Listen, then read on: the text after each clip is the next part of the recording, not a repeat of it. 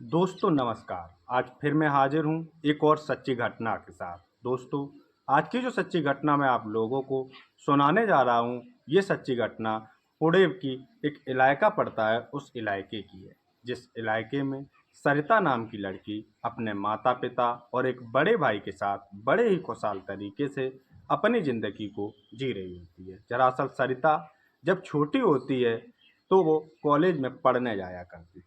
सरिता college में पढ़ रही होती है और पढ़ते-पढ़ते उसकी उम्र करीब 16 से 17 या 18 साल के करीब पहुंच जाती है। इसी बीच सरिता को सेक्स की लत लग जाती है। सरिता जब भी स्कूल में जाती है तो हर एक लड़के से अपना लव अफेयर बना लेती है, जिससे वो अच्छा लगता है और उसी के साथ वो संबंध बना लेती है।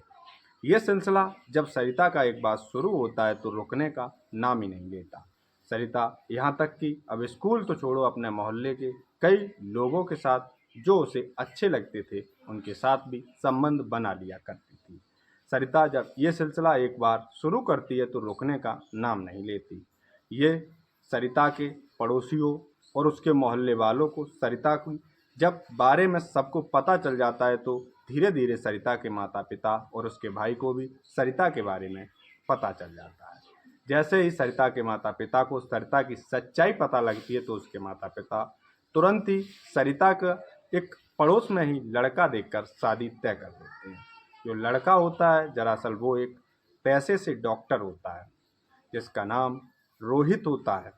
रोहित के माता पिता और उसके घर में भी एक फैमिली रहा रहा करती थी। इधर कुछ दिन में ही सरिता की शादी उसके माता पिता रोहित के साथ कर देते हैं और सरिता शादी करके अपनी ससुराल पहुंच जाती है। सरिता जैसे ही शादी करके अपनी ससुराल पहुंचती है तो उसके घर वाले, उसके ससुराल के लोग काफ़ी खुश होते हैं, क्योंकि सरिता देखने में काफ़ी खूबसूरत होती है और उसके स्वभाव भी अभी तक किसी ने देखे नहीं होते, इसलिए सारे लोग उसकी खूबसूरती देखकर काफ़ी खुश थे। सरिता का पति, इसके पति का नाम जो है रोहित होता है, वो जब भी अपनी डॉक्टरी का ऑफिस होता है और अपने ऑफिस में जब जाया करता था तो अक्सर सरिता उसे मिस किया करती थी। सरिता उसे मिस किया करती थी और जब भी वो वापस अपने घर पर शाम के आया करता था तो सरिता उसके माता पिता और उसके भाई के सामने ही उसे हाथ पकड़कर अपने रूम में खींच ले जाया करती थी, जिसको रोहित को जो ये सब अच्छा नहीं लग रहा था, क्योंकि रोहित को थोड़ा अपने मन में गिलानी फील होती है, क्योंकि उसकी पत्नी अपने माता पिता के सामने ही उसे इस तरह कमरे में खींच के ले जा रही होती है, तो ये उसको थोड़ा अच्छा नहीं लगता है सरिता का बिहेवियर, जिस पर रोहित उसे समझाने की भी कोशिश करता है, लेकिन सरिता उसके समझाने की बात नहीं मानती है। सरिता ऐसे ही रोज़ रोज़ उस रोहित के साथ किया करती थी और उसे खींचकर अपने रूम में ले जाती थी और उसके साथ संबंध बनाया करती थी। ये सब रोहित को अच्छा नहीं लगता है। अब जब ये रोहित देखता है तो रोहित भी अब ये सोचने लगता है कि क्यों ना हम लोग अपने घर वालों से अलग रहें, तो इससे थोड़ा हमें बेइज्जती भी महसूस कम होगी। इसलिए रोहित जहाँ उसका ऑफिस होता है उसी मोहल्ले में एक किराए का मकान ले लेता है और वहीं पर रहना शुरू कर देता है। रोहित जब वहाँ रहना शुरू करता है तो वहाँ पर भी ये सरिता ऐसा ही रोहित के साथ किया करती थी। सरिता को जो सेक्स की लत लगी होती है उसे कोई मिटा नहीं पाता, क्योंकि सरिता ने अपनी अफवाह, अपना जो नज़रिया होता है वो वहाँ भी फैला रखा था। वो हर किसी के साथ वहाँ पर भी खुश हो जाया करती थी और उसी के साथ संबंध बना लिया करती थी। सरिता ने उस मोहल्ले में भी अपने कई सारे लोग बना रखे थे जिनके साथ सरिता संबंध बना लिया करती थी, लेकिन इस बात की जानकारी उसके पति रोहित को कतई भी मालूम नहीं चलती।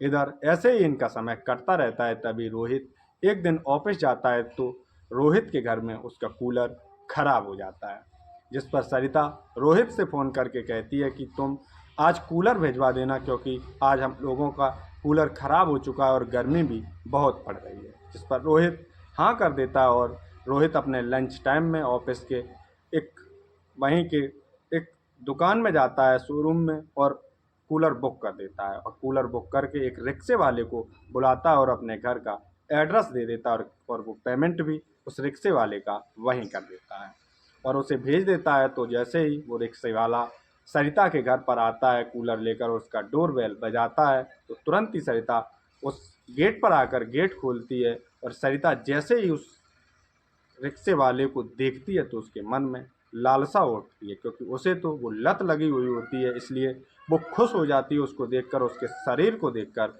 खुश हो जाती है। और जैसे ही सरिता की नज़र उस रिक्शे वाले के प्राइवेट पार्ट पर पड़ती है तो उसे देखकर वो और ज़्यादा खुश हो जाती है। सरिता जैसे ही उस रिक्शे वाले से कहती है कि तुम मेरा कूलर हमारे रूम में लगा दीजिए, वो रिक्शे वाला कहता है कि मैडम आप बताइए कौन से रूम में लगेगा। वो रिक्शे वाला उस कूलर को उठाता है और सरिता जिस रूम में बताती है उस रूम में लगा देता है।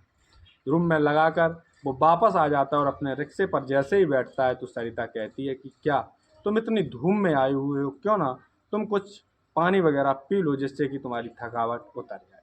वो भी कहता है कि मैडम वैसे भी मुझे प्यास तो लगी हुई है, आप अगर हमें पानी पिला देंगे कि तो आपकी बड़ी मेहरबानी होगी। इस पर वो रिक्शे वाले को एक अपनी बैठक में ले जाती है और वहाँ पर बैठाकर इसके लिए पानी लाती है और इसे पिलाती है।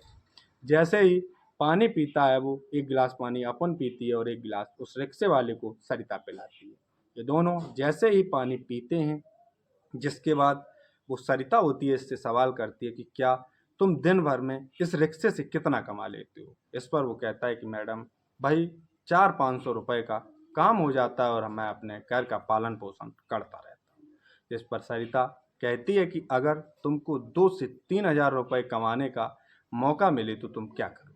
वो कहता है कि मैडम अगर हमें ऐसा मौका मिलेगा तो हम कभी उसे छोड़ना ही नहीं चाहेंगे, इसलिए क्योंकि वो तो एक गरीब आदमी होता है और उसे जब 2 से 3 हज़ार की बात कोई करता है तो उसके मन में तो काफ़ी बड़ी लालसा उठती है। इसके बाद सरिता उसके अंगों को टच करना शुरू कर देती है तो उसे भी जरा भी देर समझने में नहीं लगती है, तो वो रिक्शे वाला सरिता को भी जगह बेजगह टच करना शुरू कर देता है। जिसके बाद सरिता और वो रिक्शे वाला एक रूम में जाते हैं और दोनों अपने तन से एक एक करके सारे कपड़े अलग कर देते हैं।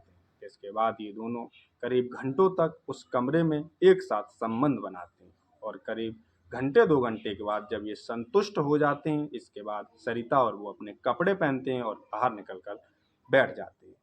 सरिता की बात के मुताबिक सरिता उसे 2,500 रुपये भी देती है, जिस पर वो खुश हो जाता है और सरिता उसका नंबर ले लेती है और कहती है कि जब भी मेरे पति घर से बाहर ऑफिस जाया करेंगे और मैं जब तुम्हारे पास कॉल करूं तो तुम आ जाना करना और मैं तुम्हें इतने ही पैसे दिया करूंगी।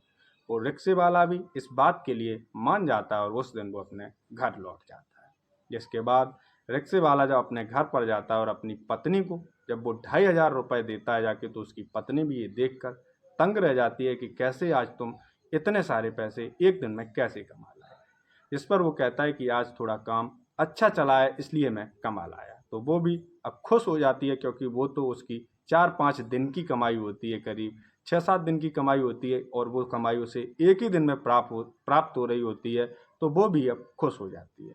अब अगले दिन जैसे ही सरिता इस रिक्शे वाले के पास फ़ोन करती है तो ये फिर से उसके पास पहुंच जाता है, क्योंकि वो इससे जब भी फ़ोन किया करती थी जब उसका पति अपने डॉक्टरी के ऑफिस में जाया करता था। एक बार सरिता और इस रिक्शे वाले का ये सिलसिला शुरू होता है तो रुकने का नाम ही नहीं लेता। जिसके बाद ये जब भी रिक्शे वाले को बुलाया करती थी वो जाया करता था और इसके साथ इसके घर में संबंध बनाकर, और वो सरिता ऐसे 2,000 रुपये दिया करती तो ये लेकर अपने घर चला आया करता था। जिसके बाद ये कुछ दिनों के लिए अपने बीवी बच्चों समेत रिक्शे वाला अपने गांव चला आता है, क्योंकि ये भी एक किराए के मकान में वहीं रह रहा होता है। जिस पर सरिता फ़ोन करती है और कहती है कि तुम कब आ रहे हो। जिस पर वो कहता है कि मैडम मैं कल आपके पास आ जाऊंगा, और इतना कहकर फ़ोन काट देता है। जैसे ही अगले दिन का समय आता है तो सरिता फिर से इसके पास फ़ोन करती है और कहता है कि ये फिर से कह देता है कि मैडम मैं कल आ जाऊंगा, और कल कल करके ये 4-5 दिन का समय निकाल देता है। 4-5 दिन के बाद ये जब सरिता फ़ोन करती है तो ये इसके पास पहुंचता है और बताता है कि मैडम मैं ऐसे ऐसे गांव चला गया था और इसलिए मैं आपके पास नहीं आ पाया। जिस पर सरिता उससे गुस्सा हो जाती है और गुस्से में कहती है कि तुम मुझे इस तरह तड़पाओगे तो कैसे काम चलेगा, और क्या मैं तुमको पैसे नहीं देती, या ऐसे करके सरिता उससे चिल्लाना शुरू कर देती है। जिस पर वो कुछ नहीं बोलता और उस दिन भी ये दोनों एक साथ संबंध बनाते हैं और सरिता फिर से इसे पैसे दे देती है और ये दोनों फिर से वहीं बैठकर बातचीत करना शुरू कर देते हैं। जिसके बाद सरिता कहती है कि अब तो तुम कहीं नहीं जाओगे मुझे छोड़कर। जिस पर वो कहता है कि मैडम मुझे अभी 3 से 4 दिन का काम और है। ये बात सुनने के बाद सरिता को गुस्सा आ जाता है और सरिता गुस्से में आकर वहाँ पर रखी चाय को इसके मुंह पर मार देती है, जिससे इसका चेहरा जल जाता है और चिल्लाता चीखता हुआ घर से बाहर निकल आता है और अपनी मोटरसाइकिल को चालू करता है। अपने रिक्शे को चालू करके वापस अपने घर पहुँच जाता है और जहाँ पर ये चेहरा ढककर पहुँचता है तो इसकी पत्नी भी इससे पूछती है कि आखिर क्या हुआ, जिस पर ये बातें बनाता है। जो इसकी पत्नी सीधी सादी होती है वो भी इसकी बात को मान लेती है। जिसके बाद पत्नी फिर से दोबारा ज़्यादा हट करती है और इसका चेहरा खुलवा लेती है। देखती है कि इसका चेहरा जला हुआ है, जिस पर इसकी पत्नी कहती है कि तुम्हारा ये हाथ किसने किया।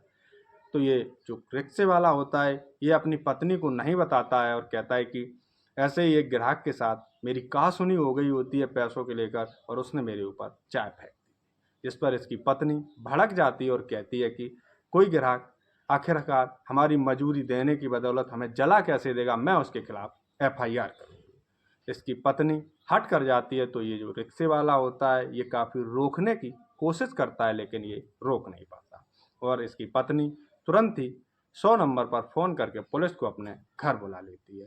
अब इस रिक्शे वाले की मजबूरी हो जाती है उस सरिता का पता बताने का और ये दोनों पुलिस वालों के साथ बैठकर सरिता के घर पहुंच जाते हैं, जहां पर सरिता को पुलिस अपनी अंडर कस्टडी में करके थाने में लेकर आ जाती है और सरिता से पूछताछ करती है। तो सरिता कुछ नहीं छुपाती और सारी बातें इन दोनों की बता देती है। जैसे ही इस रिक्शे वाले की पत्नी ये सारी बातें सुनती है तो उसके पैरों तले ज़मीन खिसक जाती है, लेकिन वो करती तो क्या करती, क्योंकि वो एक गरीब परिवार से होती है और उसका पति पैसे भी खूब कमा के ला रहा होता है। इधर जैसे ही इन दोनों का पता पुलिस को चलता है तो पुलिस इन दोनों को जेल तो नहीं भेजती और इन दोनों का वहीं सलाह मशवरा करके वहीं पर राजीनामा कराकर छोड़ देती है और ये दोनों अपने अपने काम में लग जाते हैं और ये सरिता अपने घर पहुंच जाती है। जिसके बाद सरिता ये सारे काम छोड़ देती है और ये जो रिक्शे वाला होता है ये अपने काम में लग जाता है। तो दोस्तों आज की हमारी सच्ची घटना बस यहीं तक। जय हिंद, जय भारत।